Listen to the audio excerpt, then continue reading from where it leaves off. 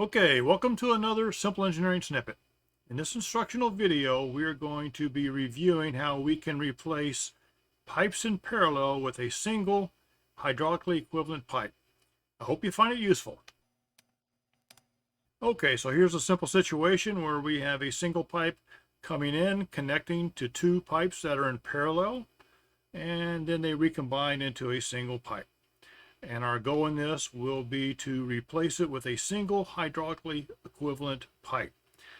Now, it should become clear as we go through this, but what do we mean by a hydraulically equivalent pipe? Well, it's not the equivalent diameter that results in the same flow area. That would just be an exercise in geometry.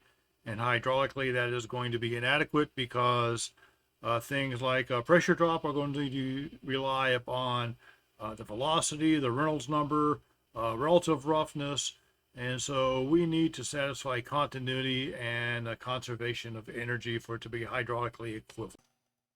Okay, so in this case, continuity, we have flow coming in, Q1, and that's equal to Q2 and Q3 going through the parallel pipes, and we are going to set our equivalent pipe flow, QE, equal to the sum of Q2 and Q3. So that is one of the things that we must satisfy to come up with a hydraulically equivalent pipe. And the other one is conservation of energy, which in this case is going to be the head loss. And so the head drop or pressure drop between points A and B for the hydraulically equivalent pipe must equal that for the parallel pipes. I should go ahead and note that we're only showing two parallel pipes to keep it simple, but this process can be extended to 3 or 4, whatever parallel pipes.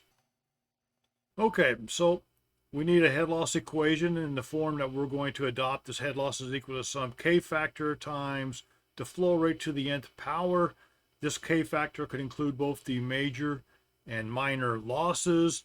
The exponent n typically would be 2 if we're using like a Darcy-Weisbach correlation, but if we're only looking at major losses, there are the correlations out there like Hayes and Williams where n might be equal to 1.85. But we are going to, in this example that we're going to work, and n is going to be equal to 2. But again, the K factor includes both the major losses and, if so desired, the minor losses. So I take that equation and I solve it for the flow rate. So in my continuity equation, where the equivalent flow rate is equal to the sum of Q2 and Q3, and so I can take my flow rate equation and in terms of head loss and the K factor and satisfy continuity that way.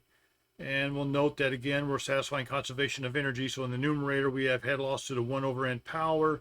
So those terms cancel out. And so this is my equation that I solve for my equivalent loss coefficient or K factor. Now I'm going to skip the algebra because I'm sure you guys are all better at algebra than I am. And also keep in mind that this will extend to more than just two parallel pipes. Okay, so let's work through an example. Hopefully that will tie everything together. So we have a single pipe coming in with 12-inch diameter, 4,000 feet. And it goes into two parallel pipes, each at 2,000 feet in length.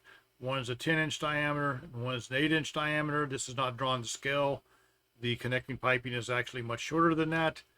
And we know the total head drop across the entire system is 40 feet. It goes from 120 feet to 80 feet. And our goal is to find the flow in the 10-inch pipe and the 8-inch pipe. And we are going to ignore minor losses. And that's reasonable because we have pipe lengths of 4,000 and 2,000 feet. So yeah, there will be minor losses clearly, but they're likely to be small compared to the major losses.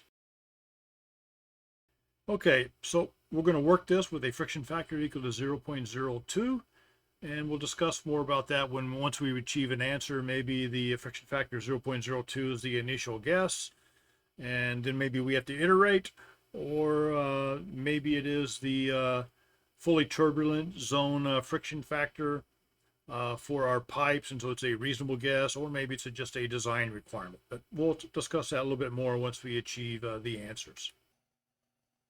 Okay, so here's Darcy-Weisbach equation. The first thing we're going to do is we're going to solve for the K factor for the 12-inch pipe, the 10-inch pipe, and the 8-inch pipe. And This is that. Notice that we have 0.02. This is working with the 12-inch pipe, 4,000 feet. Everything else is a constant. We get a K factor equal to 2.01. Now we'll repeat that for the 10-inch diameter pipe using the same, in this case, friction factor, 2,000 length. And we get the K factor for the 10-inch pipe. And last but not least, the 8-inch pipe. Okay, so now that we have that, now it's a simple matter of doing some algebra. We plug in those values for the 10-inch K factor and the 8-inch pipe K factor, and we get that the equivalent K factor is 1.014. So we're not done yet. We still need to satisfy conservation of energy to find the total flow over this 40-foot pressure drop.